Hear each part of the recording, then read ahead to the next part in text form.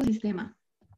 Ahora, aquí les muestro las papeletas. La rosa es para los diputados, la amarilla es para los senadores y la verde para los regionales. También les puse aquí esta foto porque los italianos se quejaban de lo grande que eran. Se supone que ahorita ya se redujo el tamaño, entonces imagínense cómo eran las otras. Hay tres posibilidades de elección en donde se vota por un candidato sin apoyar al partido y a la coalición, votar por el partido sin apoyar al candidato y votar por un candidato y una formación. Ahora, también aquí es importante lo que sucedió el 20 y 21 de septiembre.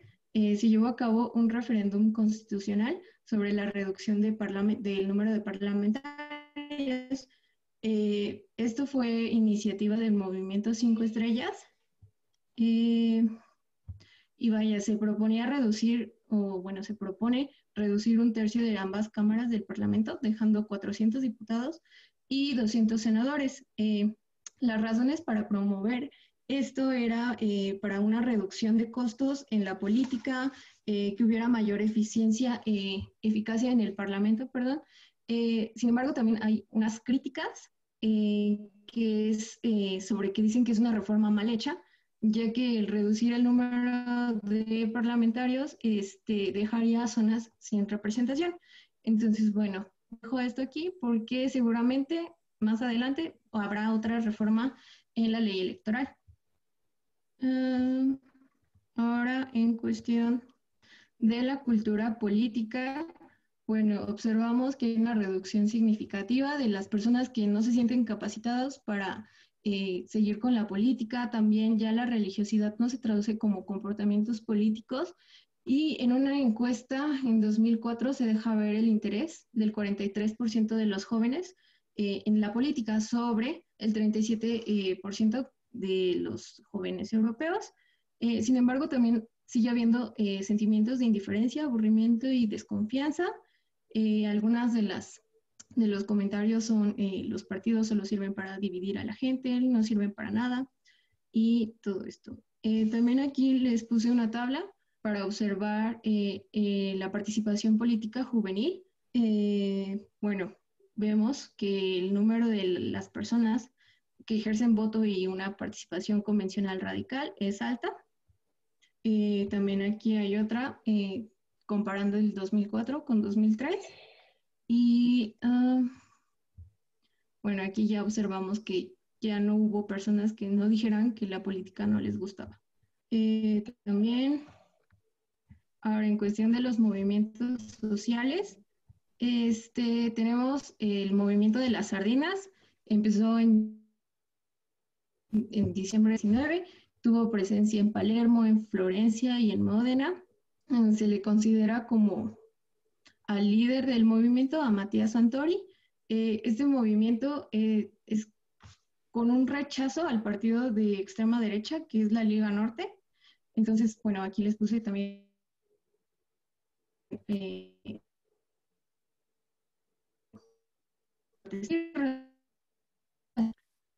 Compañera, que se te está escuchando medio cortado. Bueno, ahí estás, ya ¿ya me creo que ya escuchó? sí, ya. Ok, perdón. No te preocupes. Entonces, yo creo que apago mi cámara para que no haya problemas. Bueno, entonces, el movimiento Viola tuvo lugar en 2009. Estuvo caracterizado por el uso de redes sociales, principalmente Facebook y Twitter. Dentro de este mismo movimiento se llevaron a cabo otros dos movimientos, que es el Popolo Viola y el Rete Viola. Bueno, aquí es necesario comentar que se llamó así y el color central.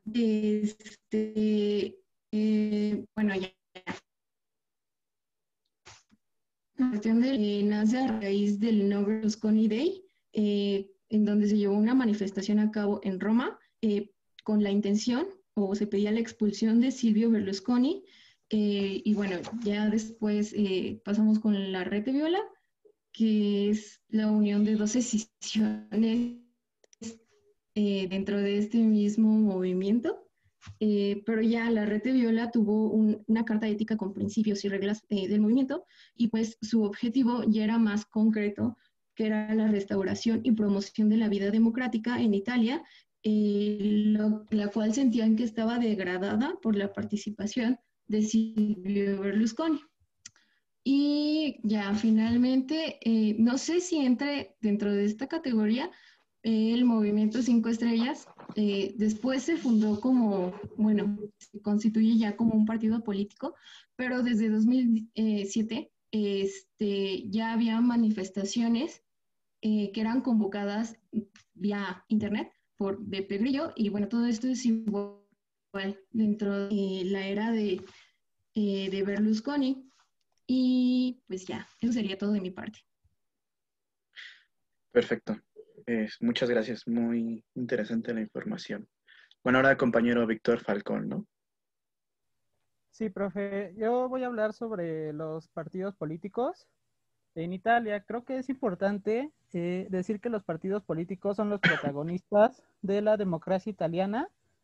Lo que más sobresalió de la transformación del sistema, esto después de la Segunda Guerra Mundial, fue el crecimiento activo de los partidos políticos. La siguiente, por favor.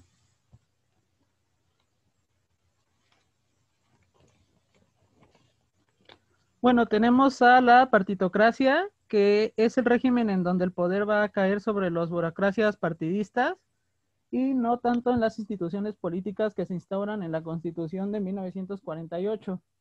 A partir de ello, la voluntad de los dirigentes va a tomar el lugar de parecer ciudadano, esto a la hora de la elección de los gobernantes. Cabe destacar que esto favorece un financiamiento oculto de los partidos y una distribución negociada entre ellos de los puestos en los distintos organismos paraestatales, así como estatales. La siguiente, por favor. Bueno, dentro de los principales partidos políticos tenemos al Partido Demócrata Cristiano, el cual fue fundado en el año de 1919 con una base de origen en el Partido Popular. Fue fundado por el sacerdote Luigi Sturzo, el cual lo llevó a convertirse en la segunda fuerza política del país. Tomó un segundo aire en el año de 43 a partir de la coalición de grupos católicos que no eran fascistas. Aquí cabe destacar que tuvo el apoyo activo del Vaticano, así como del clero en general, y recordemos que la Iglesia tenía como interés principal mantener los privilegios previamente establecidos en los pactos lateraneses y su lucha contra el comunismo. Su característica principal era ser un partido de facciones que se encontraba con una división interna entre los conservadores del sur, los católicos, las uniones del intercambio católicas y, aunque fue por menos tiempo, los partidos socialistas. La siguiente, por favor. Bueno, tenemos después al Partido Demócrata de Izquierda, que como tal el Partido Comunista Italiano fue creado en 1921, luego de la ruptura revolucionaria del Partido Socialista, y de forma rápida ganó presencia y prestigio en Italia. Esto gracias a este personaje llamado Antonio Gramsci. El Partido Demócrata de Izquierda renunció a su retórica revolucionaria y se convirtió en miembro de la coalición del Olivo. Esto junto a organizaciones de centro e izquierda moderada. Siguiente, por favor.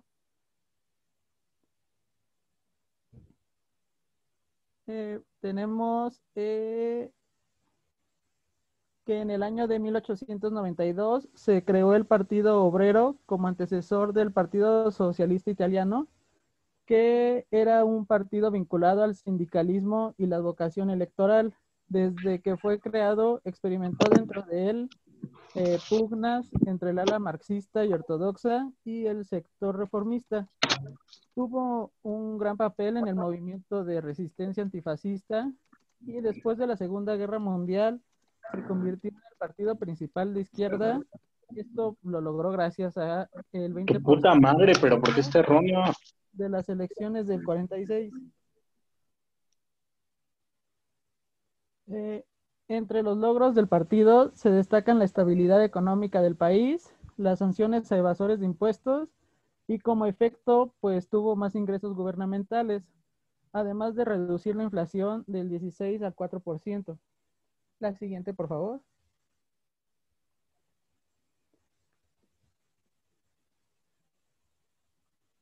Bueno, después tenemos al Partido Republicano Italiano, que fue fundado a fines del siglo XIX bajo el ideal de Giuseppe Mazzini, que era uno de los principales promotores de la unificación italiana.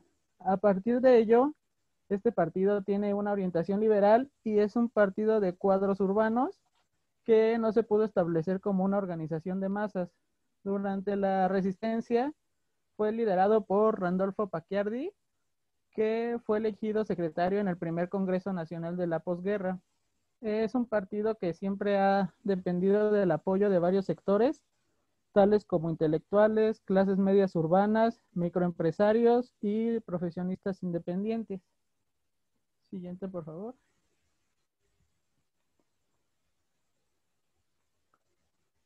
Bueno, ahora tenemos al Partido Liberal Italiano, que se fundó en 1848 de mano del conde Camilo de Cavour. Y cabe mencionar aquí que la extensión del derecho de sufragio, entre otros hechos, provocaron un debilitamiento del liberalismo. La gran mayoría de veces no logró pasar ni el 5% de los votos en las elecciones generales y, sin embargo, hubo una gran mayoría de liberales en los gabinetes de coalición hasta el año de 1994. El liberalismo fue la fuerza política dominante en Italia desde la unificación al ascenso del fascismo. La que sigue, por favor.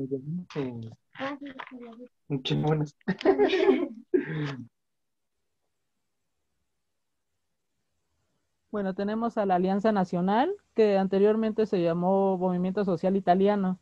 Este fue fundado en 1946 y es un partido que tiene un fuerte apego al centralismo y al autoritarismo. Era un partido que sostenía las posturas políticas del fascismo, aunque no lo reconocía formalmente. Este partido de Alianza Nacional fue admitido en la coalición de los partidos conservadores llamada Polo de la Libertad en el año de 1994 y a pesar de que Gianfranco Fini se esforzó, los neofascistas no logran consolidar una imagen de respeto frente a la opinión italiana y europea en general, gracias a que tenía una postura chauvinista y antimigracionista. La que sigue, por favor.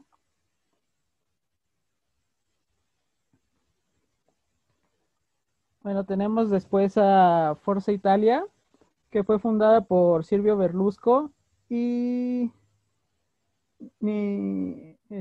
Berlusconi a principios de los años 90 como respuesta a la antipolítica y antipartidos, con el objetivo de una nueva forma de hacer política y tuvo una gran ventaja en las elecciones del 94 gracias a que se agregó al Polo de la Libertad.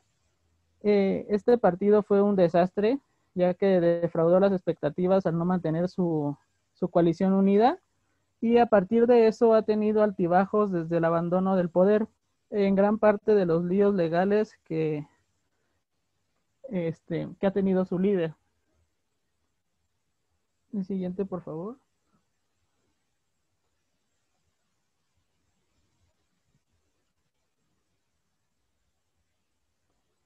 Bueno, al final tenemos a Lega Norte, que es la Liga Norte, un partido con resultados sorprendentes en las elecciones del 92 y 94, que tuvo diferencias con Alianza Nacional y a partir de eso abandonó al Polo de la Libertad. Sin embargo, sigue actuando solo, radicalizando su postura independentista y exigía mayor autonomía y aplicar más controles de inmigración a trabajadores extranjeros. Umberto Bossi reunió a las principales ligas regionalistas y las fusionó creando así a la Liga Norte. Luego de eso anunció que si Italia no iniciaba un proceso de descentralización de la zona, se separaría, esto buscando formar una nueva república llamada desde entonces Padania. Y bueno, eso sería todo por mi parte. Ok.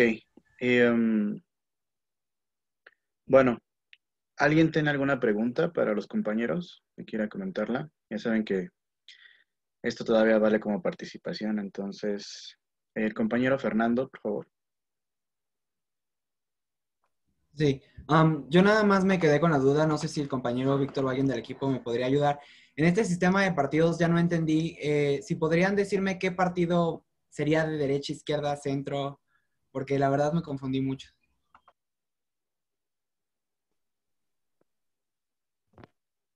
No sé, Víctor, ¿vas a decir algo?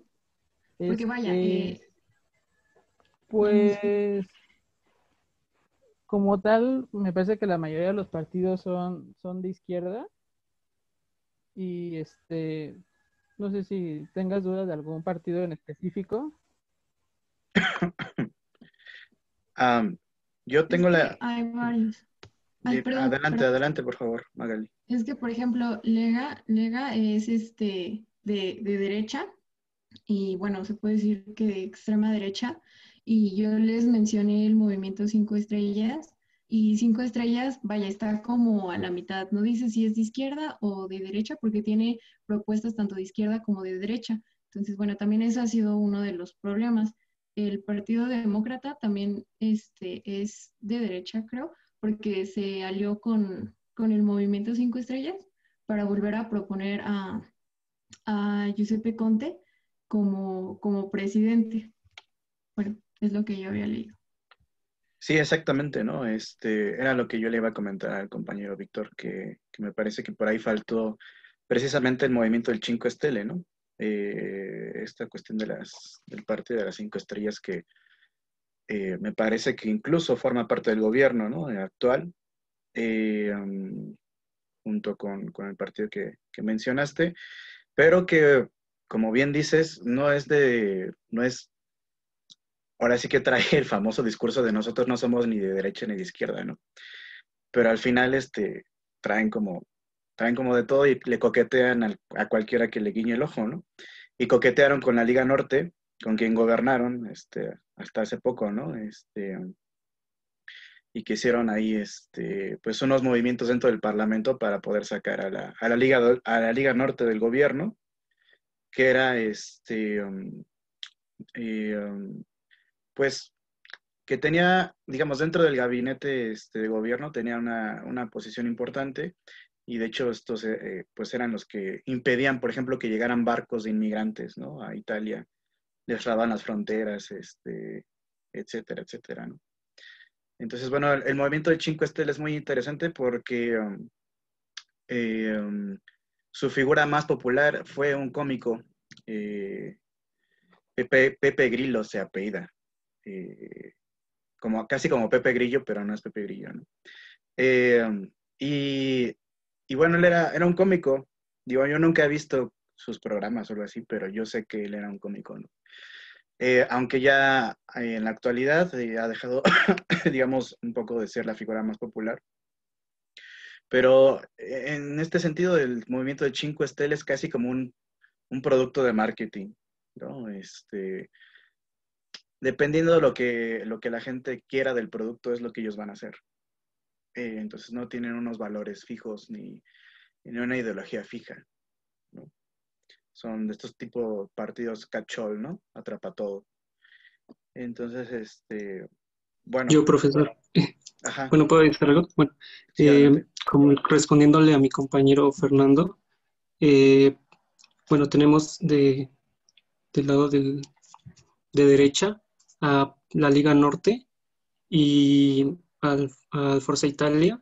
Del otro lado podríamos tener al partido ¿cómo se llama? El Demócrata Cristiano y otros partidos más pequeños. Pero yo creo que lo más importante aquí es que como el sistema de partidos, bueno, en sí el sistema de gobierno está diseñado para formar coaliciones. Entonces, al formar las coaliciones, se crea como, bueno, se pierde, como dice usted, las ideologías de ambos lados y pues cuando se forman las coaliciones, eh, pues sí, se pierde este sentido, ¿no?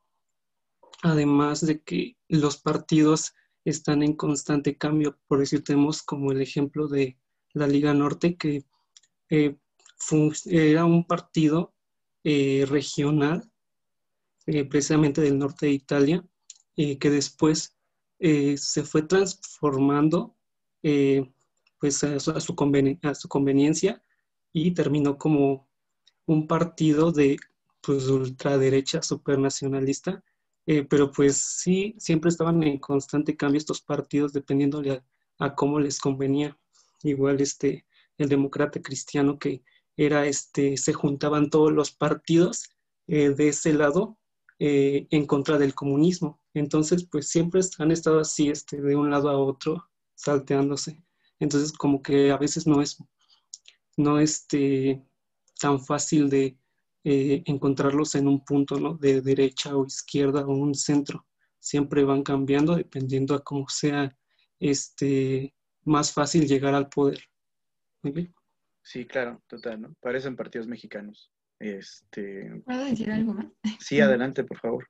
Sí, bueno, complementando lo que dice Iván, de hecho, en la ley esta de 2017 que se usó para las elecciones de 2018, se favorece mucho a las coaliciones, porque le está dando un umbral del 10% más o menos, y vaya, esto decía que afectaba al movimiento Cinco Estrellas, pero bueno, ya vimos que también ha hecho muchas coaliciones, y pues sí, no se ve como con quién, porque estuvo con Lega, que es extrema derecha, y después con entonces ya no deja, sí varias personas comentaron que, que era como confuso con quién se iba, porque de alguna manera no, Cinco Estrellas no es ni de derecha ni de izquierda, pero se considera un poco de izquierda, más de izquierda que de centro. Y entonces el hecho de que se junte o bueno, haga coalición con los de derecha es como, bueno, ¿qué está pasando? No estás diciendo que con ellos no, pero sí básicamente es lo que dice Iván, ya con cualquier cosa para llegar al poder se alía. Y Claro, eso es todo. claro, muchas gracias. Compañero Diego, Alejandro, por favor, también. Solo era una duda pequeña. No me había quedado claro en la parte que mencionaron ahorita cuál es el partido que está gobernando en Italia y si pasa lo mismo así como con México, ¿no? Que Morena es tanto el del Ejecutivo y el que domina en las cámaras. ¿Pasa lo mismo también en Italia? Esa parte no lo escuché, no sé si lo habían mencionado. Creo que no, no sé si se mencionó o no, pero vaya, ahorita estábamos hablando de que el presidente bueno, el primer ministro es presentado por parte del Partido Demócrata y de Cinco Estrellas. Vaya, de alguna manera son esos dos los partidos que están ahorita, pero anteriormente tuvieron también problemas porque en la primera coalición salieron con problemas, creo que es Matteo Salvini, el de Lega, salió con problemas con Giuseppe Conte y él renunció. Y ya después el presidente, Sergio Mattarella, fue el que buscó la mayoría dentro del Parlamento y encontró a Cinco Estrellas y el Partido Demócrata. Entonces volvieron a presentar a Giuseppe Conte como el primer ministro. No sé si contesté a tu duda. Sí, sí, sí, gracias. Muchas gracias. Y el compañero Eric Vera, por favor. Bueno, yo tengo una pregunta con respecto a lo que mencionaba la compañera Magali. No sé si entendí bien que decía que un comportamiento religioso ya no se iba a considerar como un comportamiento político. Es que no me quedó tan clara esa parte. Sí, es que vaya, durante la vida republicana de Italia se divide en dos etapas y en la primera estuvo muy presente el partido cristiano, demócrata cristiano, no me acuerdo cómo dijeron que se llamaba. Entonces, vaya, hay muchas personas, había muchas personas eh, afiliadas bueno, a favor de este pensamiento. Entonces, yo vaya, lo relacioné con que ya no es el único partido, ya hay No sé si respondo a tu pregunta. Sí, es como que ya no es un factor tan importante, ¿no? Digamos, la cuestión religiosa en el ámbito de lo político, ¿no? Y es muy interesante ver cómo, o sea, la transformación de los partidos, ¿no? En otra, por ejemplo, el Pichí, que después se transformó, ¿no? En el Partido de la Democracia de Izquierda, ¿no? Me parece. Y que fue el partido fundado por Antonio Gramsci, nada más y nada menos, ¿no? Y que durante mucho tiempo tuvo incluso durante finales del siglo XX, tuvo una potencia muy importante. Incluso pudieron gobernar y no quisieron. Pero bueno, ahí es otra discusión. Y al final se hicieron light y se cambiaron el nombre y abandonaron la cuestión del comunismo y todo esto, ¿no? Pero, por ejemplo, en muchos de las provincias norteñas de Italia, el Partido Comunista gobernó durante mucho tiempo. Y eran las provincias más prósperas de Italia, ¿no? El sur de Italia ha sido casi siempre el más atrasado en términos económicos, ¿no? Y sociales. Eh, pero bueno, pues muchas gracias, compañeros. Bueno, yo nada más tenía una pregunta más, porque se me hizo muy interesante, y no sé si ustedes tenían ese dato, eh, que la presidencia dure 7 años, ¿no? O sea, me parece un tiempo como muy largo. Yo no había escuchado algo así que, bueno, los presidentes en Estados Unidos pueden durar 8 años, ¿no? Pero después de una reelección. Pero pero aquí entonces nada más una sola elección vale por 7 años, ¿no? Este, ¿a qué se debe? Más o menos, porque supongo que esto fue alguna reforma, ¿no? Que se hizo en algún momento. ¿Por qué dura tanto el periodo presidencial? Bueno, para empezar, bueno, a mi parecer, bueno, se dura 7 años porque en sí este presidente no está manejando al gobierno, sino el que es responsable del gobierno, el del gobierno sería el presidente del Consejo de Ministros. Entonces, este presidente solo actúa como mediador, es como un mediador de todos estos partidos, de estas fuerzas políticas. Y tengo entendido que desde que se formó la Constitución en 1948, pues se dicta que son 7 años, pero realmente el presidente de la República, su facultad es nombrar al presidente del Consejo y este forma al gobierno. Y estos gobiernos duran aproximadamente como un año, un año o 2 años, porque es muy inestable. Es Sí, muy inestable porque el presidente de la República puede disolver el Parlamento, y si el Parlamento se disuelve, se quita al presidente del Consejo de Ministros. Entonces es estar quitándose el uno al otro. Se vuelve a llamar a elecciones, se renueva todo el Parlamento, se vuelve a elegir por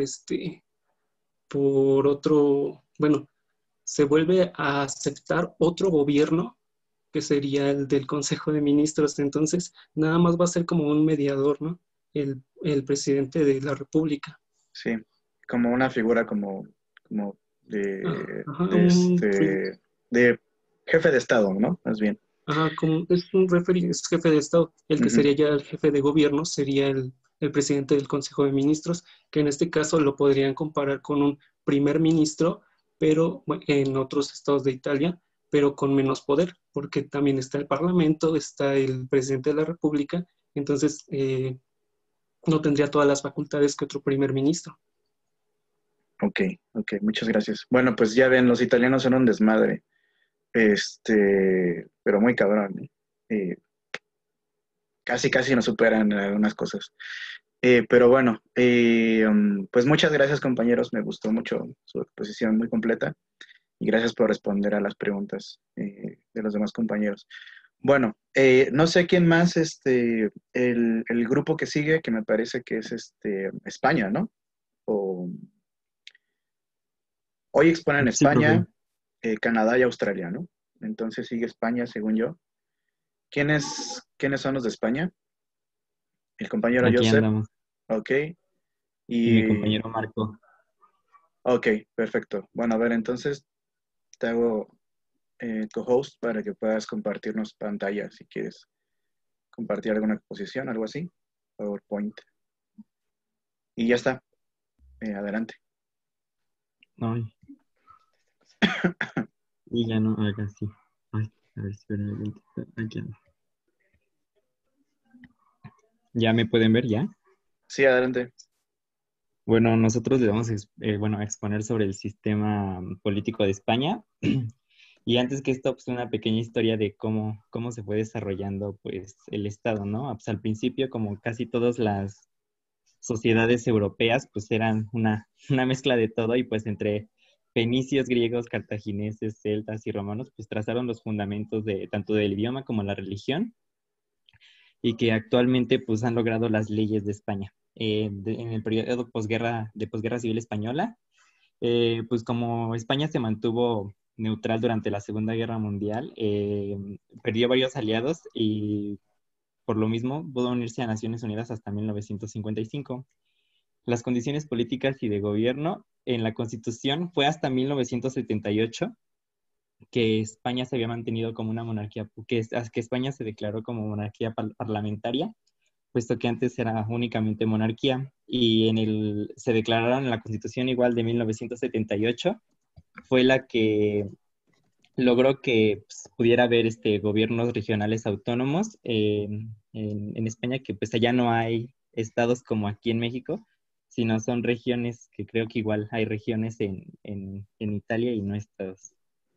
Y vamos a empezar pues con el sistema político. Empezando aquí, pues vemos que en el artículo primero de la Constitución hace referencia a que la forma política del Estado español es una monarquía parlamentaria, por lo que tendremos a la corona y el poder ejecutivo, legislativo y judicial. La corona. La corona pertenece ahorita a la familia del príncipe, del rey es de Felipe VI de España. Es la forma política del Estado español es una monarquía parlamentaria y el rey en su condición del jefe de Estado, pues simboliza la unidad y la permanencia del Estado. Ejerce una función arbitral y moderadora del funcionamiento regular de las instituciones, así como pues es la máxima representación del Estado y el líder de las Fuerzas Armadas. Es representante del Estado español en las relaciones internacionales, como hemos visto en otras clases. El Poder Ejecutivo es el órgano colegiado del Ejecutivo y se llama aquí en España el Consejo de Ministros, que está formado por el presidente, el vicepresidentes y ministros. En el actual consejo hay presidente, una vicepresidenta, los demás vicepresidentes y 12 ministros, si no mal recuerdo. Formado por el presidente, el vicepresidente o vicepresidentes y los ministros se reúnen. Bueno. Y pues este consejo dirige la política interior y exterior, la administración civil y militar, así como la defensa del Estado, y pues cumplen con la función ejecutiva. En el caso del presidente Pedro Sánchez, desde 2018, o creo que lo escribí mal y es de 2016, profe, ¿me puede ayudar? No. De hecho es desde 2000. Sí, me parece que sí es 2018. No es 2016, porque todavía estaba este señor que me cae tan mal que ya hasta se me olvidó su nombre. Rajoy. Rajoy. Ajá. Sí, no sé por qué en un momento pasó por mi cabeza 2016. Bueno, las funciones Adelante. Sí, del adelante. presidente es representar al gobierno claramente, pues establecer el programa político del gobierno, determinar las directrices de la política interior y exterior y velar por su cumplimiento. También el presidente puede proponer al rey una previa deliberación del Consejo de Ministros, la disolución del Congreso, pues por causas de falta de confianza o así, pero tiene que proponérselo al rey y junto con el rey bueno, con la autorización del rey o con su previo conocimiento pueden disolver el Congreso del Senado y las Cortes Generales. También puede refrendar en su caso los actos del rey y someterle para su sanción en caso de que el rey haga algo que pueda poner en mal a nivel internacional, como percibimos nosotros España. El Ministerio de Asuntos Exteriores y Unión Europea y Cooperación está coordinado ahorita por la canciller Arantxa González Laya, y pues aunque el legislativo también coordina las acciones tanto internas como internacionales de España, la canciller tiene funciones, como pueden ver, ahí ya no es solo asuntos exteriores, sino es la coordinación que se encarga de todas las operaciones que suceden tanto con la Unión Europea y cooperación directa, como por ejemplo para España es muy importante las relaciones con Iberoamérica. Y corresponde también fomentar las relaciones económicas, culturales y científicas internacionales para proteger a los españoles en el exterior, preparar y negociar todos los tratados internacionales en los que España sea parte. El poder legislativo está, bueno, se integra por por las Cortes Generales, que en este caso sería el Congreso de los Diputados y el Senado. Y se trata de un sistema parlamentario bicameral del tipo conocido como bicameralismo imperfecto, puesto que las competencias de una y otra cámara no son equiparables. Vamos a empezar con el Congreso de Diputados, que se compone actualmente por 350 diputados. Todos los proyectos y proposiciones de ley han de examinarse en primer lugar por el Congreso de los Diputados, y después de que es examinado o propuesto en el Congreso, pasa al Senado para ver si se hace o se le da veto a estas propuestas. El Congreso es el que otorga la investidura al presidente también, y por lo tanto esta es la Cámara que puede provocar su dimisión. El Senado está configurado en la Constitución como la Cámara de Representación Territorial.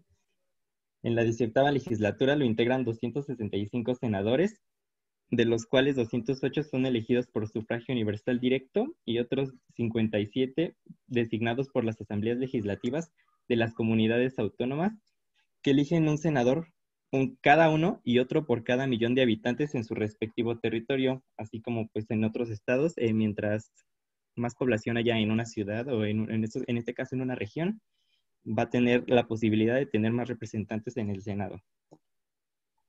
El Poder Judicial se compone por 3 organitos, bueno, no son organitos, y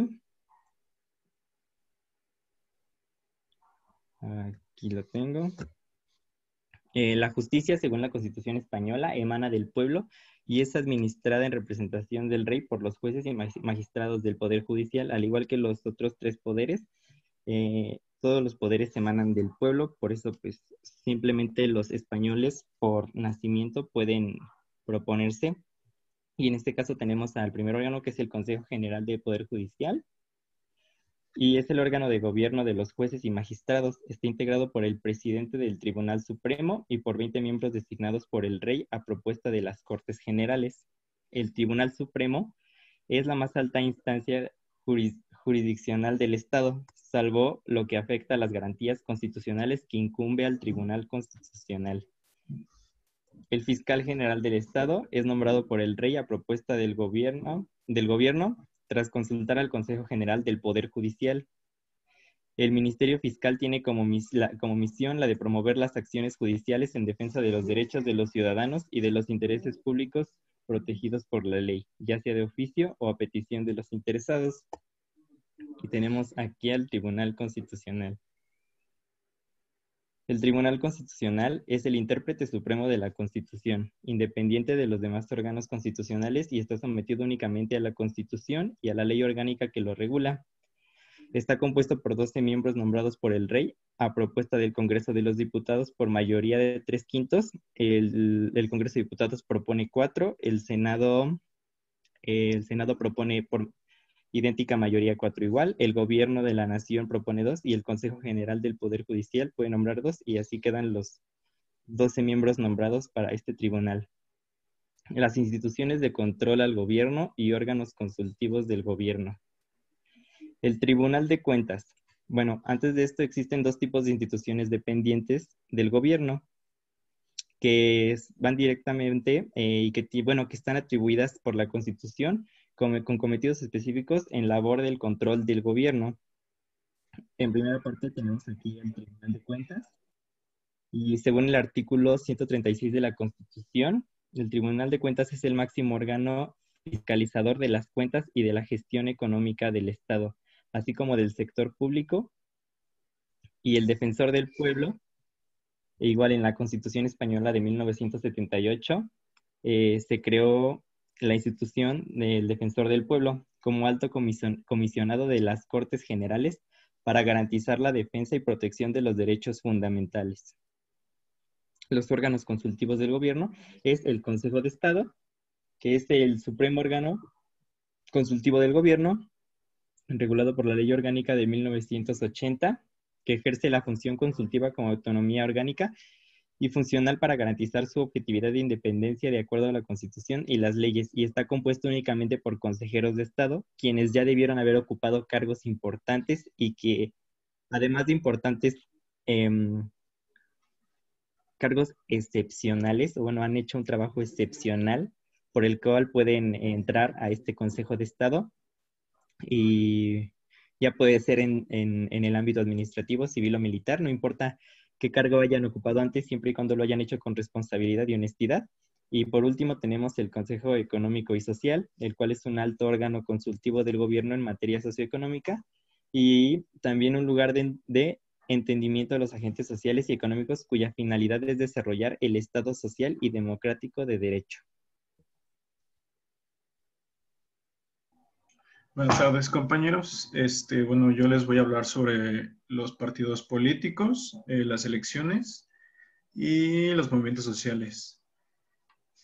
Primero voy a abordar el tema de los partidos políticos. Tenemos que, de acuerdo al artículo 6 de la Constitución Española, dice que estos partidos políticos expresan este pluralismo político que existe en España. También dice que son instrumentos fundamentales para esta participación política. La Constitución también ampara su creación, su actividad y su funcionamiento. Una de las características del funcionamiento de estos partidos políticos es que deben de ser democráticos.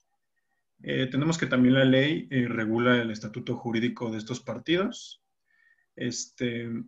Uno de los objetivos de la ley es garantizar el funcionamiento del sistema democrático y las libertades esenciales de los ciudadanos. Con esto impide que cualquier partido político pueda atentar contra este régimen democrático de libertades, ya sea, que pudiera justificar el racismo, su xenofobia, o apoyar políticamente la violencia y las actividades de bandas terroristas. También la ley habla sobre la financiación de estos partidos políticos, y prácticamente el sistema de partidos políticos que existe en España se caracteriza por esta existencia de partidos de corte regional y nacionalistas. Esto claramente es un reflejo de su sistema autonómico y la organización territorial que hay en el Estado. Un dato interesante es que existen alrededor de 3.200 partidos oficialmente registrados en el registro de partidos políticos. Aunque pudiera sonar un poco exagerada la cantidad de partidos que existen registrados oficialmente, prácticamente son pocos los que cuentan con una capacidad organizativa, incluso cuentan con alguna representación parlamentaria nacional o regional, que es partidos políticos que hay en España, es el Partido Socialista, que tiene como líder a Pedro Sánchez. Tenemos el Partido Popular, que está Pablo Casado, Ciudadanos con Albert Rivera, Unidas Podemos con Pablo Iglesias y Vox de Santiago Abascal. Ahora voy a abordar el tema de elecciones. Las elecciones generales de España. Prácticamente es donde los ciudadanos de España eligen a los miembros del Congreso de los Diputados y del Senado, así como las dos cámaras de las Cortes Generales y el organismo que va a representar al pueblo español. Estas elecciones generales se celebran cada 4 años, salvo que exista alguna convocatoria anticipada o una repetición de comicios. Primero tenemos que los miembros del Congreso de los Diputados se eligen mediante un sistema de representación proporcional, mientras que los miembros del Senado se eligen mediante un sistema mixto. Quiere decir que una parte se elige mediante un sistema mayoritario y otros son designados por los parlamentos de las comunidades autónomas. Bueno, la convocatoria formal de las elecciones se realiza a propuesta del presidente del gobierno. Previamente ya hubo una deliberación del Consejo de Ministros y es decretada por el rey.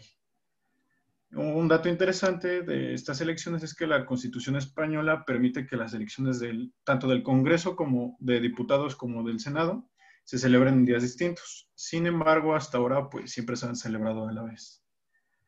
Bueno, voy con el sufragio activo. Bueno, ¿quiénes pueden votar en las elecciones? Pues prácticamente todos los españoles que sean mayores de edad, tanto si residen en España como en el extranjero. En este caso, los españoles residentes del extranjero que quieran votar deben estar inscritos en el censo electoral de residentes ausentes y bueno, tienen que solicitar este voto para poder ejercerlo. Quienes no pueden votar, pues no pueden votar los que estén, en las elecciones no pueden votar los que estén condenados a sentencia judicial. Y otro dato interesante es que hasta el año 2018 tampoco podían votar los que eran declarados con alguna discapacidad intelectual. Actualmente, en el 2018, se hizo una modificación en esta restricción y ya se pueden votar las personas con discapacidad intelectual. En cuanto al sufragio pasivo, bueno, pues quienes pueden ser candidatos, prácticamente todos los españoles que sean mayores de edad, siempre y cuando no incurran en alguna causa que les dé ineligibilidad, como que sean miembros de la familia real, sean miembros del Tribunal Constitucional, del Tribunal Supremo o miembros del Consejo del Estado. Tampoco pueden votar tampoco pueden ser candidatos los que estén condenados a alguna pena privativa de libertad. Y bueno, desde la reforma del OREC de 2017, las candidaturas deben de presentar en sus listas una composición equilibrada tanto de hombres como de mujeres. Esto quiere decir que se suponga al menos un 40% en la lista de cada sexo. Bueno, y para finalizar nuestra exposición, les voy a hablar sobre los movimientos sociales que consideramos más relevantes, que fue Basta Ya, Marea Verde, Libres e Iguales. Basta Ya, bueno, era un movimiento social que se conformó con personas de distintas ideas políticas. Tenía un triple propósito, que era oponerse al terrorismo, apoyar a sus víctimas y defender al Estado de Derecho. Actualmente ya no está activo este movimiento social, pero una de sus más importantes manifestaciones fue en el año 2003, que se manifestó contra el Plan Ibarret y fue en defensa del Estatuto de Autonomía del País Vasco y la Constitución Española de 1978. Después tenemos Marea Verde. Bueno, fue un movimiento que surgió a protestas principalmente por el recorte de educación que empezó a producirse en España. Principalmente fue en la Comunidad de Madrid al principio del año del curso escolar 2011-2012. Bueno, este conflicto se desencadenó después de la publicación del julio de 2011, en donde venían las instrucciones del curso escolar 2011-2012. Bueno, prácticamente ahí suponían un facto a la no renovación de más de 3,000 profesores interinos, esto debido al aumento de horario de los demás profesores de secundaria a 2 horas. Este movimiento sigue activo. Y bueno, por último, Libres e Iguales. Bueno, esta es una plataforma cívica española que fue impulsada por un grupo de personas que nacieron al favor del proceso soberanista de Cataluña de 2016, que, bueno, fue una reacción frente al nacionalismo y se hizo presente públicamente el 15 de julio de 2014 ante las puertas del Congreso de Diputados, con la lectura de un manifiesto fundacional en el cual reivindicaba la Constitución de 1978 y expresaban su rechazo a la ruptura de la soberanía nacional de los españoles. bueno, prácticamente fueron los movimientos sociales. No sé si también fue nuestra exposición, no sé si tengan alguna duda, alguna pregunta. Este, Yo creo que yo tengo una duda. a ver, adelante, por favor. Ah, sí, y perdón por interrumpir. Bueno, esta va para el profesor, que yo ya no entendí muy bien. Me parece que aquí el jefe de Estado tiene o sea, es más de carácter como simbólico, que por ejemplo en el equipo pasado que sí tenía más funciones. O sea, esta parte no la entendí. Si aquí, si el jefe de Estado de Italia es más pues importante en cuestión de lo que tiene que hacer que este. Y la otra pregunta va para el compañero, y es que se me hizo algo exagerado lo de los partidos políticos que fueran 3.200. ¿Estos compiten todos a nivel nacional o solamente, o sea, algunos, creo que solamente algunos de ellos, pero los otros son partidos chiquitos como regionales o algo así? Y ya. Bueno, si quieres, compañero, contéstale y ahorita le contesto yo a la compañera. Sí, claro, como se había comentado, pues sí parece exagerado los 3.200, pero pues bueno, pocos de estos partidos realmente cuentan con una capacidad organizativa o con alguna representación parlamentaria, incluso regional, pues, o sea, casi no, ni casi ningún partido cuenta con esta capacidad. Entonces, pues los que realmente pues cuentan con esta capacidad para representar, pues son pocos, que de hecho incluso ahí los mencioné. No sé si resolví tu pregunta. Ah, lo que pasa también allá es que es muy fácil hacer un partido político, registrar un partido político allá. O sea, piden Entonces, número de firmas o de registro y todo ah, eso. no, aquí México es uno de los países que tiene mucho más barreras para poder formar un partido político. Entonces, esa es una gran diferencia que tenemos con España, pero el hecho de que tú puedas hacer un partido político, precisamente como los requisitos no son los que, por ejemplo, se exigirían aquí, de que ya tengas un apoyo popular importante, pues muchos de estos partidos son insignificantes, ¿no? Y duraron una elección en su región o en su municipio o alguna cosa así, y ya después se acaban, ¿no? Podemos, pues, por ejemplo, fue un partido que, pues gracias a que las leyes para poder hacer un partido político no son muy laxas, pues se pudo hacer. Quizá Podemos no hubiera podido existir aquí en México, ¿no? Hubiera sido mucho más difícil que se hiciera un partido así, ¿no? Pero, pero bueno, esas son como esta cuestión de las características que se exigen para poder formar un partido en España. Es muy fácil, entonces. Y como también tú dices, ¿no? O sea, hay muchos partidos regionales, ¿no? O de ciertas comunidades, partidos catalanes, partidos valencianos, partidos en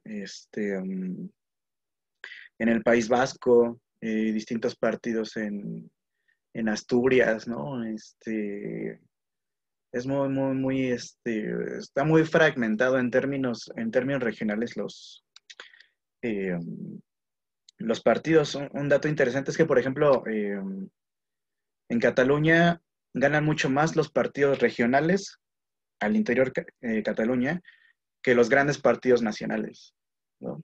En Cataluña gobierna un partido regional, no gobierna ni el Partido Popular ni el Partido Socialista.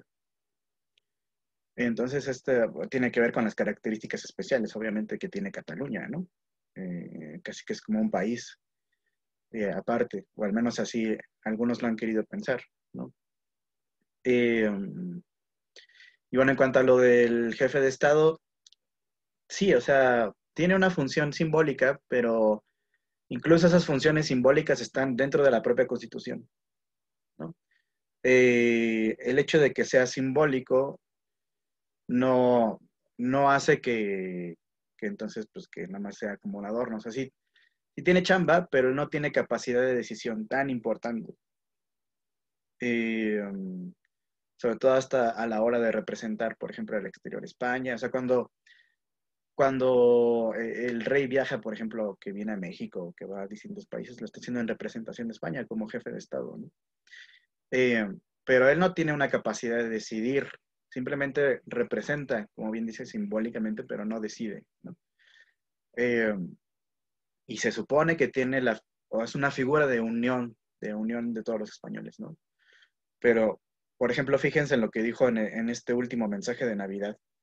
Busquen así en YouTube, mensaje del rey de España en Navidad, ¿no? Siempre da un mensaje en Navidad. Y suele cagarla desde que sucedió toda esta cuestión de la independencia en Cataluña, lo del referéndum y todo esto. El rey ha sido muy, o sea, parece que el rey tiene una ideología y que apoya a los conservadores. Entonces no se está convirtiendo en una figura que ya no es de unificación, ¿no? Por eso ya incluso los partidos que antes no eran tan activos en el sentido de que quieren buscar la república, por ejemplo, en el caso de Podemos, pues ahora ya son más abiertos a la hora de decir queremos tratar de buscar la república, que esto se acabe, que sea un rey que sea jefe de Estado, ¿no? Simplemente por una cuestión de herencia. Precisamente por estas cuestiones. También por la cuestión de que el rey emérito, el Juan Carlos, el papá del Felipillo VI, pues se le han encontrado un montón de tranzas y hasta tuvo que huir ya a otro país, para que no lo persiguieran. Entonces, pues, o sea, sí, la figura del rey está sufriendo muchos golpes, ¿no? Entonces, bueno, veremos si en algún momento hay una tercera república española, ¿no? Pero bueno, a ver qué sucede. La compañera Gaby, por favor. Sí, yo tengo una duda, igual es breve, con respecto a los partidos. Igual me llamó la atención eso del registro, de que hay muchos partidos registrados. La pregunta es de que si ellos solitos se financian su partido o tienen alguna clase de apoyo económico del Estado. Y la otra es de que, sí, igual de lo del presidente. Él es el jefe de gobierno, pero el rey es el que lo representa en el exterior. Bueno, compañeros. No escuché bien, como que se entrecortó la... Bueno, si quieres, lo que pregunta la compañera Gaby es que si los partidos políticos, por esta cuestión de que hay un montón de partidos políticos, están financiados por el Estado o qué. Se me olvidó decirles una pregunta que era la segunda. Era con respecto a cuando al momento de votar, ¿cuántos son los partidos que tienen pues el derecho de estar en la papeleta? Sí, nada más esas dos. Bueno, respecto al financiamiento de partidos, tengo entendido, no sé si no me adentré tanto en el tema, solo sé que está en la Ley Orgánica 8/2017, pero, bueno, no me adentré tanto, corríjanme si estoy mal. Tengo entendido que sí tiene un presupuesto subvencional electoral, que está destinado, pero pues no cubre totalmente ahora sí que todos los gastos de estos partidos. ¿Y, bueno, la, yo tengo entendido. ¿Y la otra pregunta? Ajá. ¿Y cuál es la otra pregunta, perdón?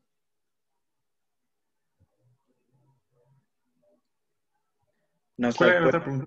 ¿Nos la puedes repetir, por favor, Gaby? Sí, ya me acordé. ¿Cuántos son los que pueden estar en las urnas? ¿Cuántos partidos?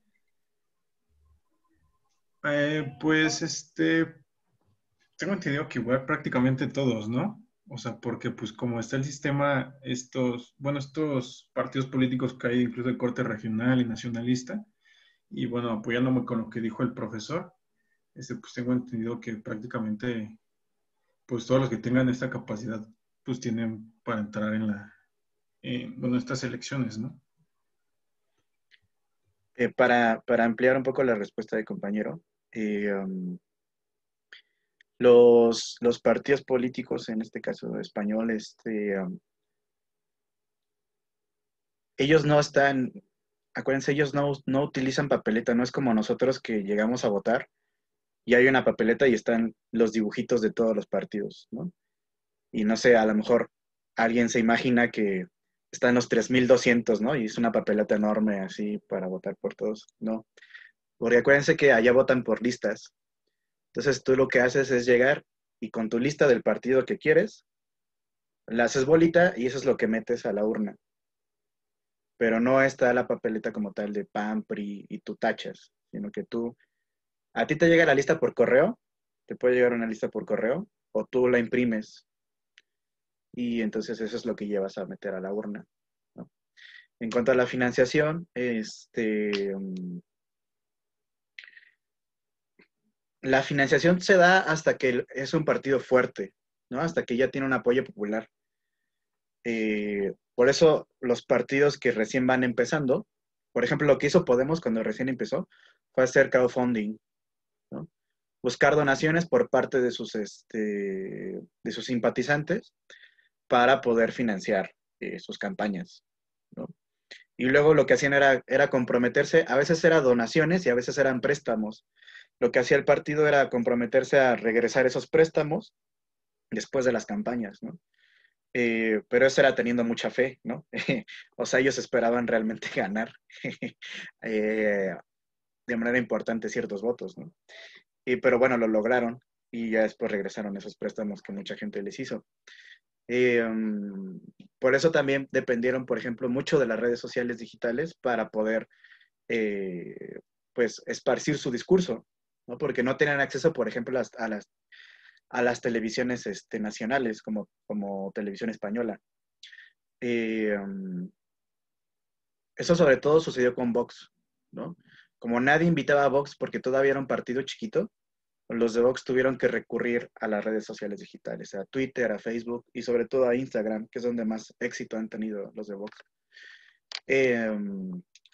Entonces, solamente la financiación fuerte viene hasta que ya son partidos grandes, ¿no? Importantes. Bueno, la compañera Fernanda Maya, por favor. Bueno, sí, solo quisiera saber, bueno, es que me llama la atención lo mismo que mis compañeros por el número de partidos que existen y los movimientos sociales que mencionan. Entonces, ¿cómo definirían, bueno, no como tal definirla, pero qué podrían decir respecto a la cultura política española? Porque, no sé, es que siento que en un lugar en donde hay demasiados partidos y estos movimientos sociales y en el contexto de una monarquía parlamentaria, pues me parecería interesante si me pudieran mencionar un poco al respecto. Sí, adelante. Bueno, con lo poco o mucho que pude yo investigar sobre los partidos políticos de España, lo que decía prácticamente era que antes, o sea, ponle no mucho antes, o sea, España ha tenido como un ciclo político similar al de México, en el que antes eran poquitos partidos políticos y ponle que, por ejemplo, puro PRI y puro PAN, en el que la gente ya decía, siempre es lo mismo. Y según las lecturas, en el 2016, con unas modificaciones, se pudo hacer del país un país multipartidista y bueno, o sea, primero fue un sistema de partidos abierto, luego se cerró, luego se volvió a abrir, luego se cerró y ahorita está abierto y por eso es que está la posibilidad de que haya mucha diversidad política y no solo los partidos de siempre. Eso es lo que yo investigué. Entonces, no sé si el profe me quiera ahí complementar o... Sí, en cuanto a la cuestión de la cultura política, ¿no? O sea, como, es que es muy interesante esta cuestión de que haya muchos partidos políticos, ¿no? Pues allá nosotros podríamos hacer nuestro partido bien fácil, ¿no? El PUM le podríamos poner, Partido Unido por México o algo así. Porque, lo dice compañero Fernando, precisamente por este tipo de leyes electorales que lo permiten, ¿no? Y la cultura política en ese sentido, pues es participativa, ¿no? Creo que ya les había comentado un poco esta experiencia que yo tuve en uno de los círculos de Podemos, o sea, era gente que, o sea, no eran estudiantes como luego vemos así que en FES Acatlán o en otros lugares así como de la universidad se hacen asambleas, ¿no? Pero porque son, mucha de esa gente que participa en esas asambleas, pues son estudiantes y estudian ciencias políticas o sociología, o rollos así, o sea, les interesa eso, ¿no? Pero las asambleas que había allá de los círculos de Podemos eran gente común y corriente, que iba a las asambleas a discutir. Entonces eso fue una cosa que a mí me llamó la atención, ¿no? Entonces, sí ha habido una cultura participativa muy importante, ¿no? Que aquí es donde creo que les faltó a los compañeros mencionar el movimiento de los indignados, que es el más importante movimiento que hubo durante los últimos años, ¿no? Que pues nada más lo que provocó fue el cambio en el sistema de partidos, que se acabara el bipartidismo y que entraran más partidos en el gobierno, como Podemos, Ciudadanos y Vox, ¿no? Y precisamente una de las cosas que empuja el movimiento de los indignados es a la participación, sobre todo de los jóvenes en España, ¿no? Y esto es una cosa muy, muy, muy interesante de la cultura política española, ¿no? Yo creo que hay dos lugares muy especiales, ¿no? En España, Madrid y Barcelona, como dos puntos neurálgicos en donde los movimientos sociales tienen una capacidad de crecer importante, ¿no?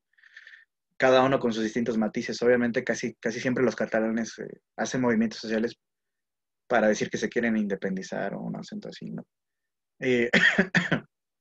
Pero eso es muy, muy, muy interesante. Bueno, la compañera Fernanda, por favor. Sí, bueno, con respecto a todos estos puntos, considerando que hay bastante participación en los últimos años o bueno, en las últimas décadas y que también hay muchos partidos, ¿qué tanta confianza hay por parte del pueblo en su sistema electoral? Buena pregunta. A ver, compañeros.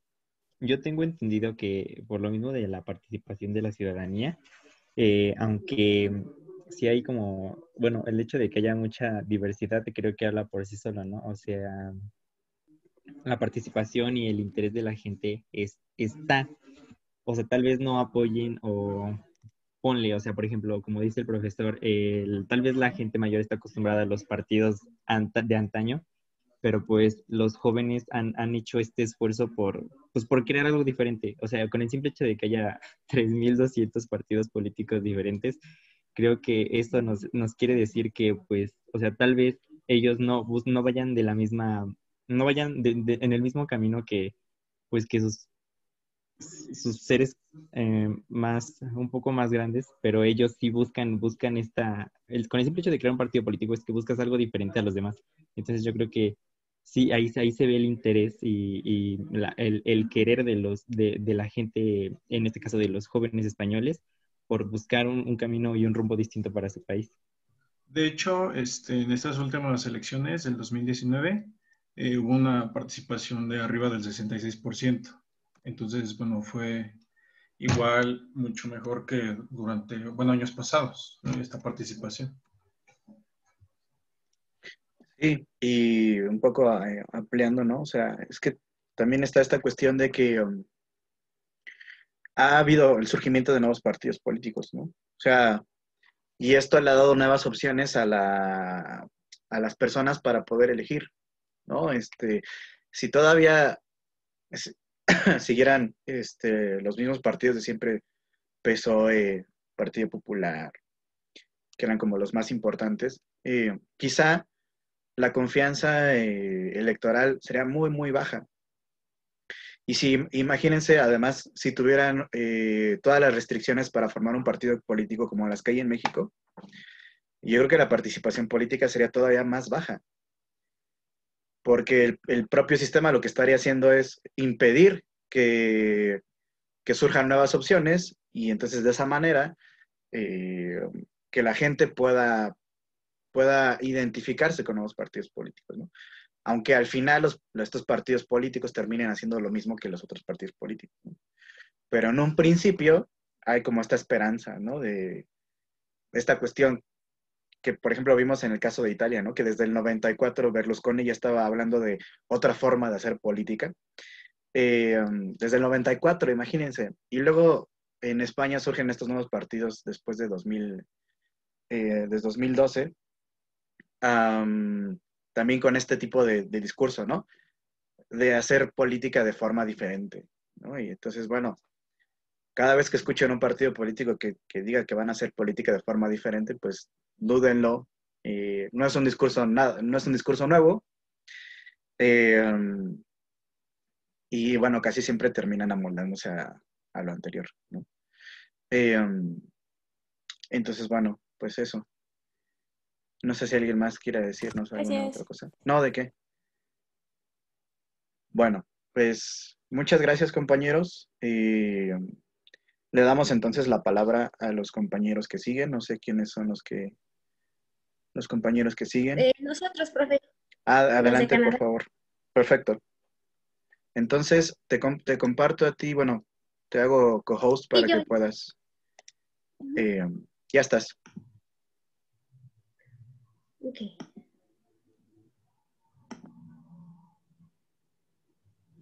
Ya se ve, ¿verdad? Sí. Ok. Bueno, nosotros les vamos a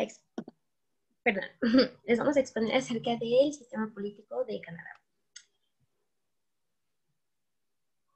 A ver, por ahí anda Alberto. Es que ni siquiera vi si estaba. Sí, entiendo. Ok. Bueno, primero que nada, respecto a su sistema político, Canadá es una monarquía constitucional, pertenece a la Commonwealth. Por lo tanto, su jefa de Estado es la reina Isabel II. También es un Estado federal y una democracia parlamentaria. Asimismo, cuenta con 3 niveles de gobierno, que son el gobierno federal, el provincial y el municipal. Ahorita vamos a explicar todo esto. La siguiente, por favor, Joan. Sí. Bueno, como dije, la jefa de Estado es la reina Isabel II y al no estar presente en Canadá, delega sus funciones a lo que sería el cargo del gobernador o, en este caso, gobernadora general de Canadá. Actualmente es Julie Payette. Y bueno, este cargo es mediante nombramiento directo por parte de la reina. La siguiente, por favor. Bueno, perdón, cabe resaltar que las actividades que lleva a cabo la gobernadora son, bueno, como ya vimos en el caso, por ejemplo, de España, son actividades simbólicas, formales, culturales y ceremoniales. También hay que destacar que ella debe firmar todas las leyes federales de Canadá, siempre y cuando esté bajo el consejo de los miembros del gobierno elegido.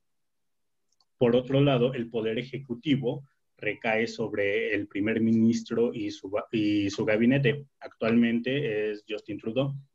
El gabinete lo puede escoger libremente, aunque normalmente es parte del Parlamento, pero no necesariamente debe ser así. No deben haber sido diputados previamente. Bueno, y como tal no hay un periodo de permanencia en el cargo. Esto puede ser hasta que dimite o sea retirado por el gobernador general. La siguiente, por favor.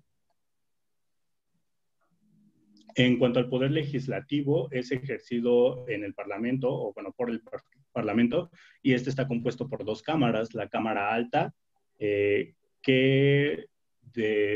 está conformada por los senadores, que son nombrados directamente, y la Cámara Baja, o Cámara de los Comunes, que está compuesta por diputados, uno por cada circunscripción electoral, y estos son elegidos mediante sufragio universal.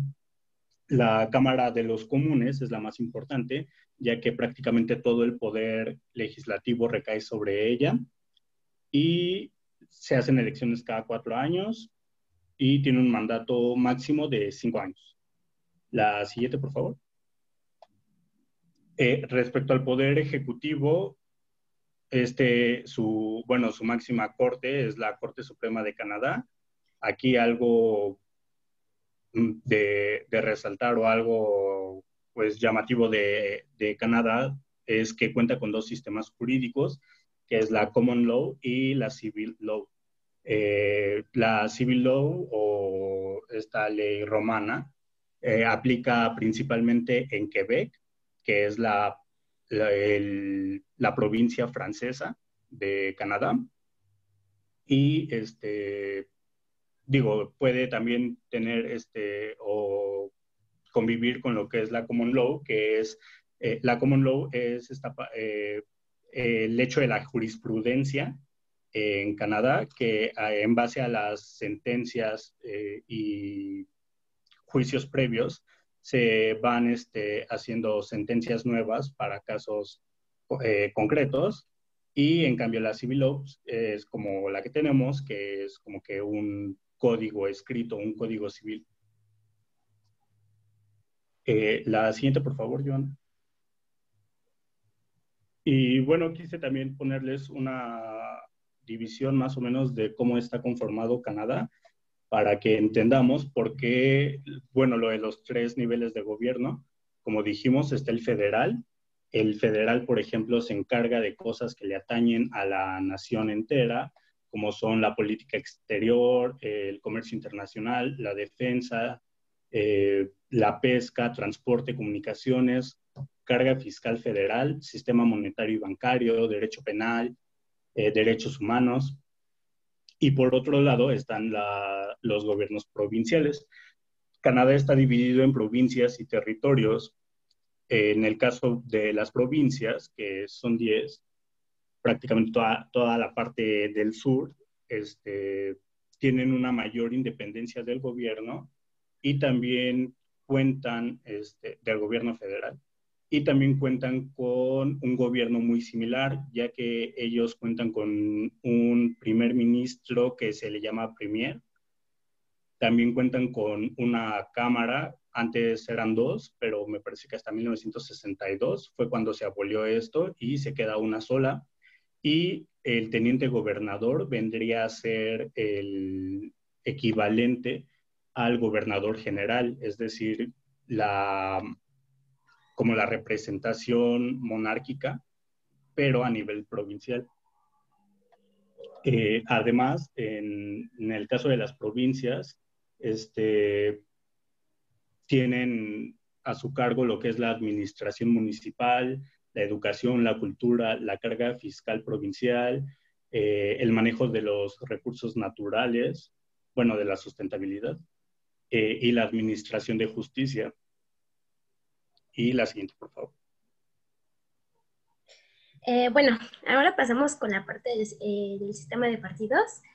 El sistema de partidos canadiense es multipartidista. Existen muchos partidos políticos, igual en la parte de las provincias, pero a nivel federal los más importantes son los que tenemos aquí, que son 5: el Partido Conservador, con una postura centro-derecha; el Nuevo Partido Democrático, que es centro-izquierda socialista; el Partido Liberal, que es centrista; el Bloque Quebequés, de centro-izquierda socialdemócrata; y el Partido Verde de Canadá, que es centro-izquierda ecologista. En sus inicios, pues sabemos que el sistema de partidos canadiense fue casi una réplica o era reflejo de la experiencia partidista del Reino Unido. Pero pues con el paso de los años fueron apareciendo los 3 partidos, más bien en un inicio era considerado un sistema partidista bipartidista, porque los partidos dominantes eran el Partido Conservador Progresista y el Partido Liberal. Ya después aparecieron los 3, comenzando por el Nuevo Partido Democrático de Izquierda, después apareció el Bloque Quebequés, y después el Partido Verde de Canadá, que ya pues igual por ser más reciente ya tiene, ya considera cuestiones de la ecología y cosas así. Y pues igual me pareció importante manejar aquí la parte del financiamiento de los partidos políticos. Esta se encuentra regulada por la Election Expenses Act de 1974. Bueno, las reglas más importantes, porque eran varias, pero las que me parecen un poquito más importantes es que los partidos deben nombrar a un oficial responsable para recibir y administrar los fondos del partido, y también deben de administrar a un auditor. La segunda es que la autoridad electoral, que es el Estado, impone los límites específicos de los gastos de campaña. Y bueno, pues su subsidio es anual y se establece en función del número de votos obtenidos en las últimas elecciones. Y bueno, me faltó un aspecto muy importante, que para que un partido sea reconocido en Canadá, debe tener en todo momento un jefe de partido, 3 dirigentes y 250 miembros como mínimo. Y bueno, siguiendo aquí con las reglas que les estoy comentando, la tercera es que las estaciones de radio y de televisión, al ser medios de comunicación, deben de brindar al menos 6 horas y media de su programación para dar publicidad a los partidos políticos, pero esto solamente es 3 semanas antes a las elecciones. Y finalmente, pues está la regla que dice que está prohibido recibir donaciones de personas físicas o morales del extranjero. Y bueno, del sistema electoral les voy a explicar básicamente de manera breve cómo son electos las personas que están en los cargos más importantes del país. Comenzando, pues bueno, igual ya lo comentó mi compañero, por el gobernador general, que actualmente es Julie Payette. Ella fue nombrada por la reina Isabel, pero también es seleccionada a propuesta del primer ministro. Bueno, el primer ministro también, obtiene un voto de confianza en la Cámara de los Comunes, pero también debe de recibir el nombramiento por parte del gobernador general. En el puesto del gobernador general, pues son 5 años, igual aquí en la parte del primer ministro, igual no hay como un plazo fijo. Como sabemos, pues igual Justin Trudeau ya es reelecto, ¿no? En esta ocasión. Y bueno, igual la Cámara de Senado, los senadores, perdón, de la Cámara de los Comunes, pues bueno, los senadores son designados por el gobernador general, igualmente bajo la recomendación del primer ministro. El número de escaños es de 105, y bueno, estos son divididos entre las 4 regiones más importantes de Canadá. A cada uno le toca 24 escaños, y esto es una suma como de 90 y tantos. Y los restantes ya se dividen entre las regiones más pequeñas o menos pobladas. Y bueno, generalmente son miembros que pertenecen al propio partido de esto. Y bueno, después en la Cámara de los Comunes, es importante mencionar que el sistema electoral canadiense es conocido como un sistema de pluralidad de un solo miembro, porque todos los partidos que se encuentran registrados tienen que proponer a un solo candidato para que forme parte pues, del distrito electoral, ¿no? De esta manera, aquel candidato que tenga el mayor número de boletas marcadas a su favor, va a pasar a ser miembro del Parlamento, y por lo tanto va a tener un lugar en la Cámara de los Comunes. Esta está compuesta por 338 escaños, y pues bueno, como ya mencionamos, es uno por cada distrito electoral. Y bueno, hay elecciones municipales, provinciales y federales. Rápidamente, pues ya las elecciones municipales, en ellas solamente se elige a un concejal y a un alcalde o presidente.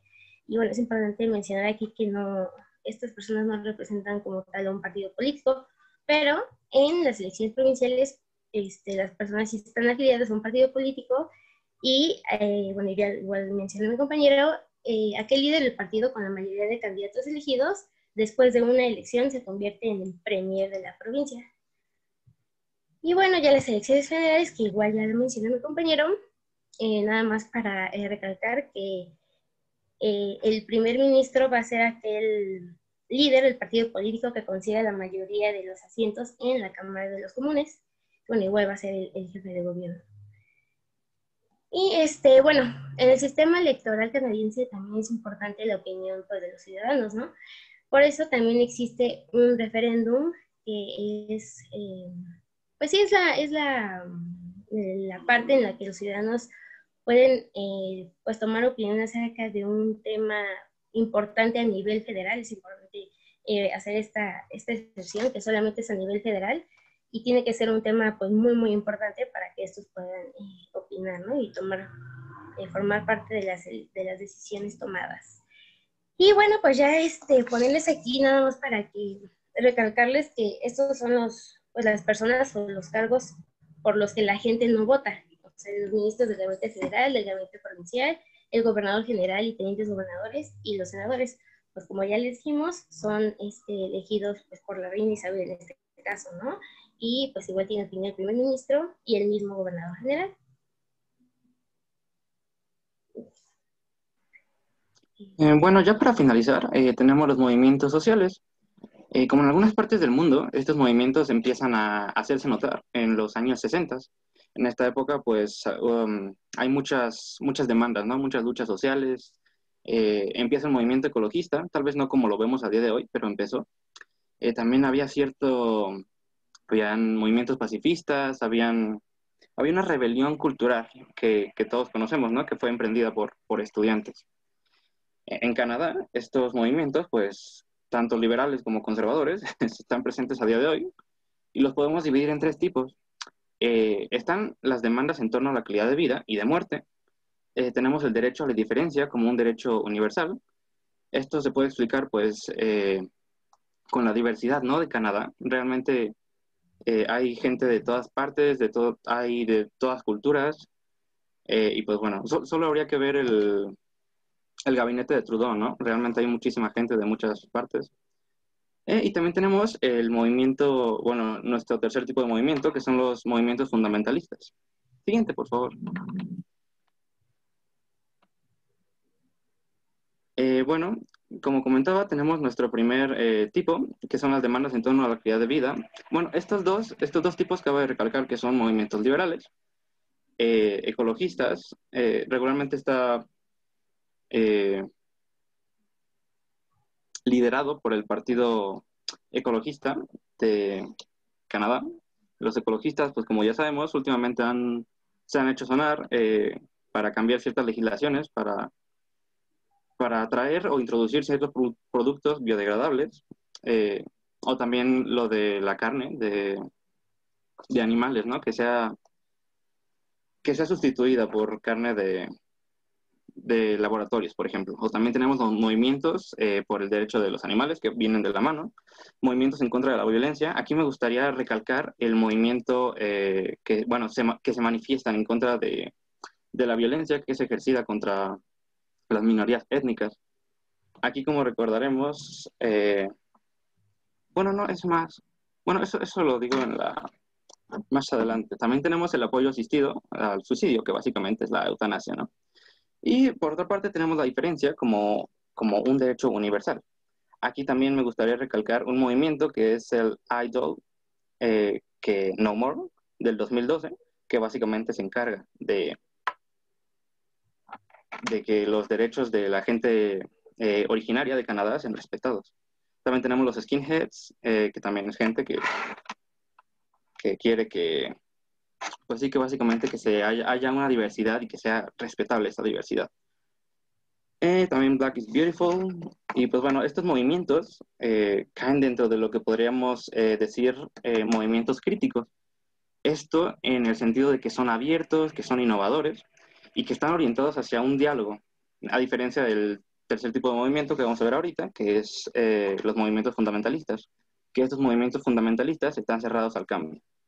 Siguiente, por favor. Los movimientos fundamentalistas, como decía, pues bueno, son movimientos que están cerrados al cambio. Tenemos el de anti-inmigración, por ejemplo, que está liderado, por ejemplo, el año pasado por People's Party, que es una organización que me parece que está en varios países. Y pues bueno, como bien lo dice, se busca que haya un freno ante la inmigración masiva. También tenemos el White Supremacy o el White Canada, que es pues básicamente una ideología de que el Canadá blanco está desapareciendo, ¿no? Y pues se culpan a las leyes, ¿no? De Canadá. Pero este movimiento empezó en contra del partido quebequés, me parece, pero a día de hoy, como está el Partido Liberal, ya este tipo de movimientos cambió de temática un poco, porque Trudeau ya digamos que se une a estos movimientos y antes como que se tapaban este tipo de situaciones. También tenemos el movimiento pro-life, que bueno, muchos ya conocemos, y pues sí, básicamente estos serían los movimientos fundamentalistas. Siguiente, por favor. En cuanto a la cultura política, bueno, aquí realmente habría que ver si la sociedad canadiense confía, ¿no? En sus políticos, por ejemplo, en su primer ministro, ¿no? Todos sabemos quién es Justin Trudeau. Llegó al gobierno en 2015, pues prácticamente por sorpresa, ¿no? Porque recordaremos que papá Trudeau tuvo algunos problemas, ¿no? En los 90, cuando hubo una crisis económica, ¿no? Pero bueno, lograron salir de ahí. Y bueno, Trudeau es uno de los políticos más populares del mundo, cabe recalcar. Tiene un carisma increíble. Y esto lo podemos ver en las encuestas, ¿no? Por ejemplo, una encuesta de Abacus Data nos dice que el 70% de los canadienses confían en que Trudeau gestiona bien la relación con otros países. También que el 63% confía en la responsabilidad a la hora de tomar decisiones. Y también un 62% de canadienses confía en que las decisiones de Trudeau van a ser buenas. En Canadá las votaciones podríamos decir que son importantes, pero esto no significa que el 100% de las personas vaya a votar. De hecho, hay varias leyes canadienses que mencionan que la gente puede ausentarse al trabajo por varias horas, pero con tal de que vaya a votar. Siguiente, por favor. Ahí ya es la última. No me digas. Sí, ¿te faltó? Qué triste. Bueno, tenía una... Ok. Esta tablita es de un estudio que se hizo de una revista que se llama The Economist en el 2018. Aquí Canadá, como podemos ver, quedó en el 6º lugar en cuanto a las democracias más plenas. Esto de las democracias más plenas se mide en cuanto a varios indicadores, que son relativos a la democracia, como son las libertades políticas o civiles. Aquí, como podemos ver, son varios puntos los que se analizan, que son los procesos electorales, el pluralismo, la función del gobierno, la participación política, la cultura política y las libertades civiles. En cada categoría se otorga un puntaje del 1 al 10. Entonces, en el caso de Canadá, el país obtuvo un puntaje de 9.15 global, y creo que este mismo puntaje se ha mantenido a lo largo de varias encuestas, pues sí, varios estudios de esta misma revista. Se tuvo un puntaje perfecto en libertades civiles, por ejemplo, de 10, mientras que en lo que no terminó de puntuar bien fue en la participación política, ¿no? Sobre Canadá, bueno, aquí no lo dice, pero el reporte también destacaba que había una cierta unidad nacional después de que el partido quebequés dejó su cargo en las elecciones de 2014 en Quebec. Y me parece que ahora sí, eso sería todo de nuestra parte. Sí, ahora sí. Ahora sí. Perfecto. Bueno, muchas gracias. Pues no sé, ¿quién quiera preguntarle algo a los compañeros si tienen alguna duda? Si todo les quedó súper claro, si se enamoraron de Trudeau otra vez. No sé. Puros presidentes guapos, oye, o sea, Pedro Sánchez, Trudeau. Sí, están guapísimos. Entonces, pues parece que ya es requisito para llegar a presidente, ¿no? Ni modo, por los feos tendremos que quedarnos con las ganas. Bueno, pues entonces no sé, ¿nadie quiere preguntar algo? Bueno, pues aprovechemos. Mande. Ay, es que yo quiero preguntar algo, pero no encuentro dónde alzar la mano. Ay, bueno. O sea, sí sé dónde, pero no lo encuentro. No te preocupes, dale. Bueno, mi pregunta es, entonces, ¿pesa más el primer ministro que la gobernadora? O sea, ¿tiene más como facultades? Más que tener más facultades, las funciones de la gobernadora general son meramente de representación de la monarquía, como que de este vínculo que tienen con la monarquía inglesa. Pero el poder ejecutivo como tal cae sobre el primer ministro y sobre su gabinete. Sí. No sé si me explico. Pero el primer ministro, o sea, digamos que el primer ministro sí se encarga de las relaciones internacionales y la gobernadora solo, pues, es la representación de la reina en el país. Bueno, en sí su función es, pues sí, meramente cultural, en cuestiones de ceremonias, y como lo dije, al firmar leyes, pues deben estar firmadas por la gobernadora, pero siempre es con el consejo de los ministros. Entonces, pues sí es prácticamente pues de representación solamente. Okay, gracias. Un dato interesante es que, por ejemplo, o sea, Canadá no es totalmente independiente, sino hasta los años 80, cuando la corona británica ya les da chance de poder cambiar su constitución, ¿no? Antes de eso no podían. Tenían que pedirle permiso. Y de hecho, perdón. Sí, adelante, Sí, de adelante. hecho también cuando estaba investigando estaba leyendo que incluso el gobernador general fue hasta los 80s que empezó a ser una persona canadiense. Antes de eso siempre eran ingleses. Y también otra cosa, pues, que llama la atención es que estos cargos los deben ocupar gente que sea capaz de comunicarse tanto en inglés como en francés. Entonces, los cargos son mayoritariamente eh, ocupados por gente de Quebec, que es la parte francesa de Canadá. Muy interesante también este dato. Bueno, el compañero Eric Vera levantó la mano. Sí, yo tengo una duda. Con respecto a que decía que en la representación municipal, que decían que creo que no venían de los partidos políticos, ¿quiénes pueden como que, de dónde vienen las personas? O si pueden ser de cualquier tipo de persona la que puede participar en lo municipal. Es que no me queda tan claro. Sí, pues mira, te voy a ser sincera, en sí el dato no lo tengo bien, pero son gente de la misma, pues, provincia, de la misma región, y pues obviamente tiene que ser gente que sepa, ¿no? O sea, por algo la gente lo va a elegir, o sea, gente, sobresaliente. Pero bueno, a lo mejor el profe sabe más que yo, ¿verdad?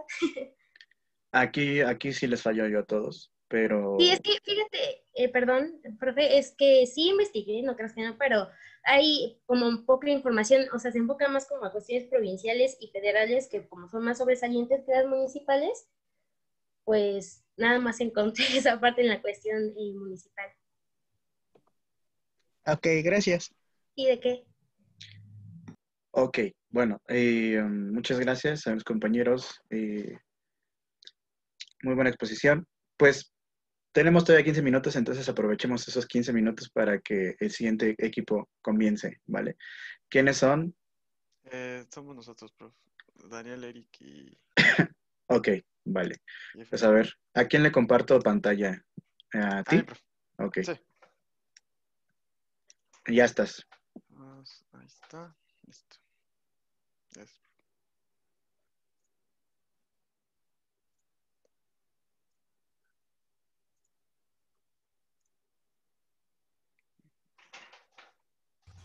Bueno, igual, profe, usted me dice como hasta dónde nos detenemos para pues no aventarnos hasta las 6. Ok. De hecho, deberían Bueno, durar entonces 15 minutos, acuérdense. Por eso está súper mega resumido. Está Ok, vale. lo más resumido posible. A ver, bueno, la que sigue, Dani, por favor. Bueno, nosotros les vamos a hablar al respecto del sistema político de Australia. Los antecedentes a Australia son los viajes de exploración que se hicieron a partir del periodo de 1606. Estos viajes fueron por parte de portugueses, españoles, Pedro Fernández de Quirós, Cristóbal G. Mendoza, entre otras personas, pero lo característico de estos viajes de exploración es que solo pues cartografiaban pues, el territorio y ya, hasta ahí llegaban. Pero fue a partir de 1700, de 1700 donde James Cook hace un viaje de exploración, descubre la parte de Nueva Gales del Sur. Cabe mencionar que fue un enviado por parte de la corona británica y es el único que toma la decisión de decir, pues, lo volvemos parte de nuestro territorio, nos lo adjudicamos y así. Entonces, pues ya, forma parte del Reino Unido. Desde un principio, los planes que se tenía para Australia era enviar a reos que estaban pues en las cárceles del Reino Unido, ya que pues con la pérdida de las 13 colonias, el aumento poblacional y de reos que eran enviados para allá, pues fue aumentando porque ya no tenían lugares, entonces dijeron, vamos a enviarlos a este nuevo territorio. A mediados del siglo XIX, pues se cambió como esta perspectiva y Australia empezó a ser un territorio con mayores objetivos, con mejores cosas que ser un lugar para reos políticos. Se convirtió en un lugar de puntos oro increíble por la extracción y esto provocó que hubiera descubrimiento de yacimientos de oro y también mucha inmigración por parte de europeos.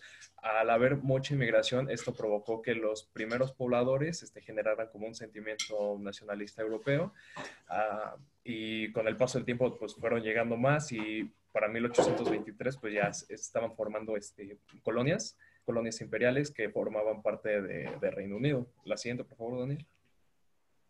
Aquí en esta parte les presento las fechas de cuándo se establecieron las colonias y también es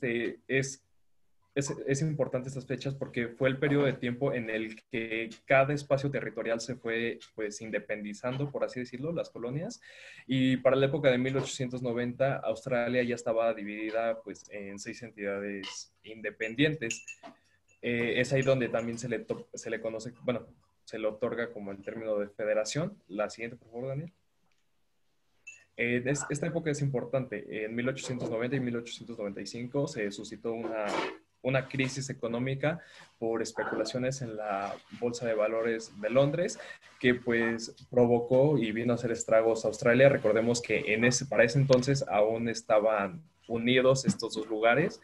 Entonces pues todos los banqueros, todos los empresarios que llegaron a Australia como una tierra de oportunidades se retiraron, por lo que provocó que pues hubiera pérdidas en las tierras por parte de la gente local, pérdida de dinero, y esto obviamente provocó que los empresarios australianos y en sí la población pues decidiera como levantarse, generar huelgas al respecto y mostrar su inconformidad.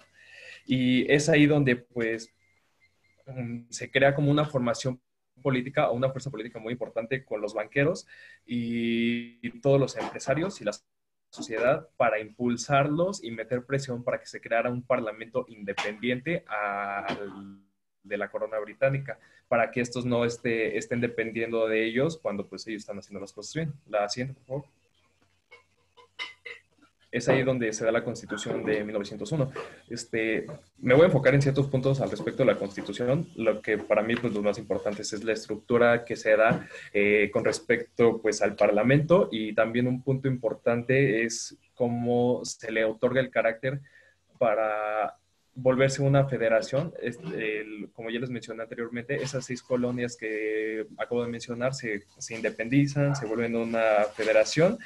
Y es importante, como lo mencionaba también el otro equipo con Canadá, Australia seguía en el modelo de Estados Unidos y de Canadá. Entonces ahí aplica los mismos términos en que la reina Isabel pues sigue ahí, pero por mero nombramiento nada más.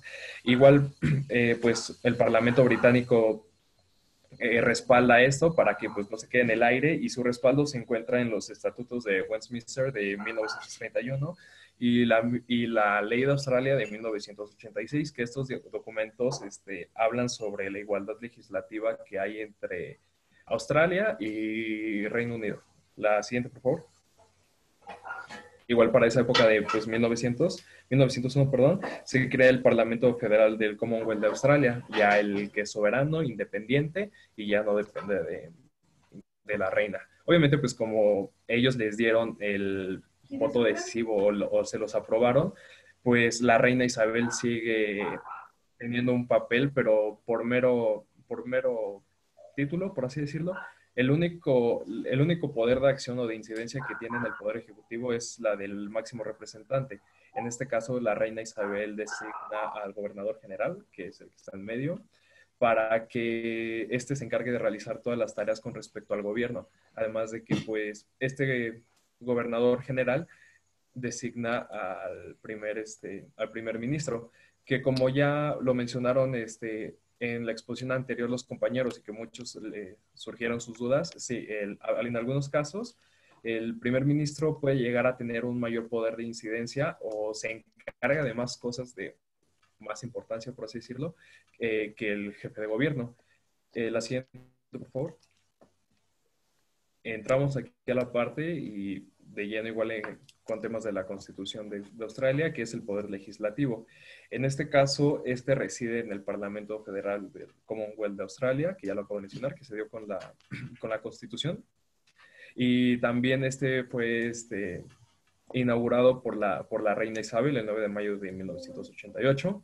Esta es una foto del Parlamento. Y pues obviamente está compuesto por un Senado y una Cámara de Representantes, una Cámara Alta y una Baja. La siguiente, por favor, Daniel. En este caso, la Cámara Alta, y al estar investigando encontré que esta tiene un poder, sí, se encuentra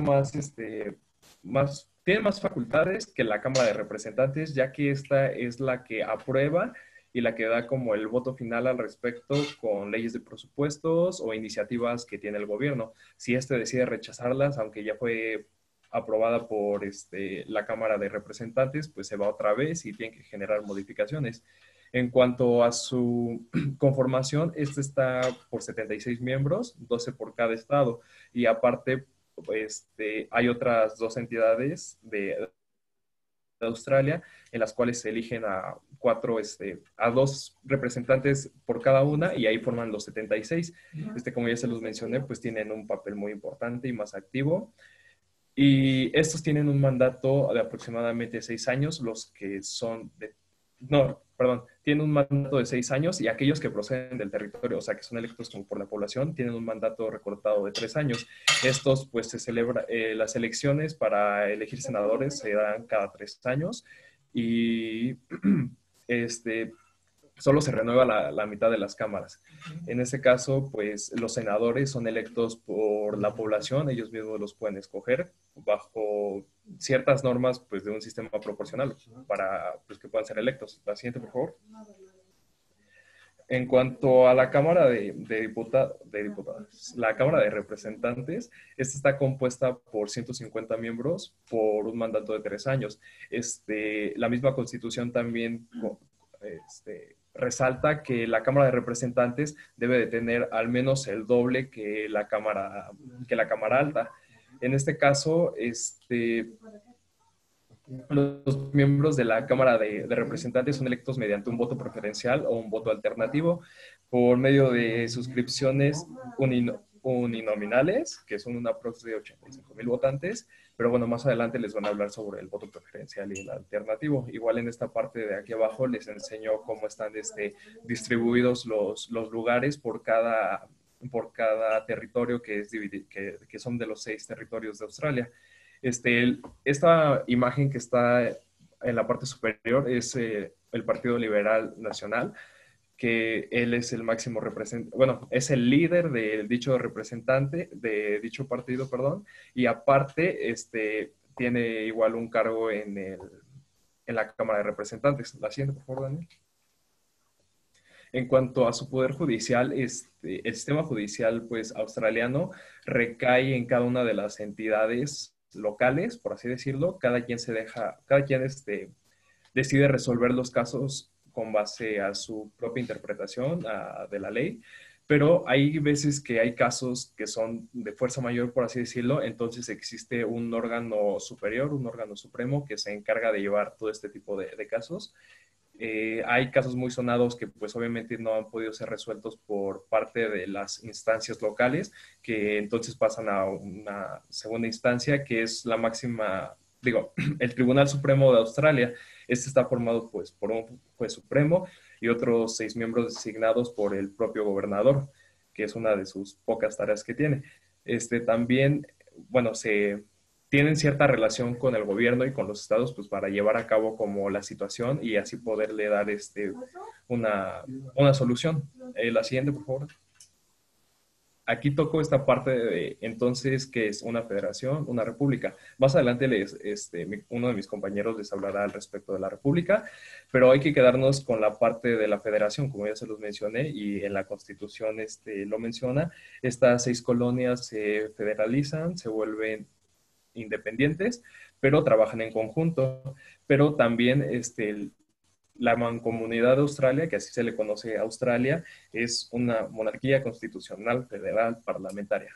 La parte de monarquía constitucional, perdón, solo es mero nombre por lo de la reina Isabel, que es como el jefe máximo, el jefe de Estado, y solo tiene eso. En sí sería pues, federal y nada más. Y como lo mencionaban los otros compañeros, y como yo los digo, pues Australia se deja llevar o se guía por el pensamiento de Canadá y copia ciertas actitudes tanto de ellos como de los estadounidenses, y pues es por eso que igual la reina Isabel tiene ese título. Y en cuanto a la república, se ha querido o se ha tocado este tema al respecto de si trascienden a más de quitar la autoridad a la reina Isabel, pero pues no se puede porque los gobernantes, bueno, o para que esto pueda ser aprobado, pues hay muchas pausas porque la mayoría en las cámaras está gobernada o está tomada por solo 2 partidos, entonces es un carácter bipartidista que pues no da para más. La siguiente, por favor, Dani. En cuanto al sistema de partidos, como ya lo mencioné, pues es de carácter bipartidista, ya que solamente hasta este momento y por un largo tiempo 2 partidos han sido los dominantes de las 2 cámaras, y que uno es el Partido Liberal, no, el Partido Laborista Australiano y la Coalición Liberal Nacional que se genera. Estos a nivel federal, pues 6 de los 150 miembros de las cámaras no son totalmente miembros del partido, y asimismo con la Cámara de Representantes. En un principio, las características principales de estos partidos es que pues tenían un carácter vertical y centralizado, y pues solo eran en cuanto a lo parlamentario. La siguiente, por favor. Bueno, aquí como ustedes podrán ver, les enseño todos los partidos que existen hasta el momento en Australia. Los que están en la parte superior son los partidos dominantes y, como ya se los mencioné, los partidos que formaron la coalición y que pues tienen el control de la cámara alta y la cámara baja. Los de abajo son los partidos que les generan como un poquito de ruido, aquellos partidos que pues no tienen mucha influencia, por así decirlo, sus votantes son muy pocos. Y la característica de los partidos que formaron la coalición es que son de centro derecha, otros son de derecha, pero de izquierda no hay. ¿Y la siguiente? Y finalmente, pues aquí está la rebanada del pastel, cómo está compuesto pues la Cámara Alta. Como podrán ver, la Coalición Liberal Nacional en la Cámara Alta, el Partido Liberal y el Partido Nacional son los que tienen la mayoría, y la oposición está compuesta por 26, que es el Partido Laborista, que ha estado toda la vida ahí pues como tratando de generar un cambio o tratar de mover a la coalición, pero pues no se puede. Y en cuanto a la Cámara Baja, igual la misma Coalición Liberal Nacional están compuesta pues por un total de 77 lugares. El Partido Laborista como que medio los alcanza, pero de ahí en fuera no tienen la mayoría como pues para poder generarles o moverles un poco el tapete. Y cabe mencionar que los representantes o los líderes máximos de estos dos, de esta coalición y de estos partidos son los líderes o son los máximos representantes que están en las cámaras. Entonces, pues para que se pueda generar algún cambio dentro de las cámaras está muy difícil porque tienen la mayoría en todo. Es como aquí en Morena, que pues ahora ya es la mayoría acá. Entonces, pues casi no se puede. Y bueno, ya, sería todo. Ok, bueno, entonces continuamos con la exposición la próxima clase, ¿sale? Los que faltan. Y obviamente con las preguntas que puedan tener los compañeros, ¿no? Y bueno, ya son 6-1, ya los dejo ir. porque sé que tienen otra clase. Entonces, bueno, pues que tengan buena tarde. Besos, abrazos y les quiero mucho. Cuídense. Bye, bye. Profe, Gracias, yo tengo profe. una Gracias, profe. duda. ¿De qué? Dime. rapidísima. Profesor. Te escucho. La duda es, para el trabajo tenemos todo el día jueves para entregarlo o tenemos hasta antes de la clase. Todo el día jueves, hasta las 23:59 del jueves. ¿Sale? Ah, ok. Gracias. No, ¿de qué? Bye, bye. Hasta luego, profe, gracias. Bye, bye. Gracias, profe. Hasta luego. Cuídense. Profe, antes de que Ew. se vaya, tengo otra duda.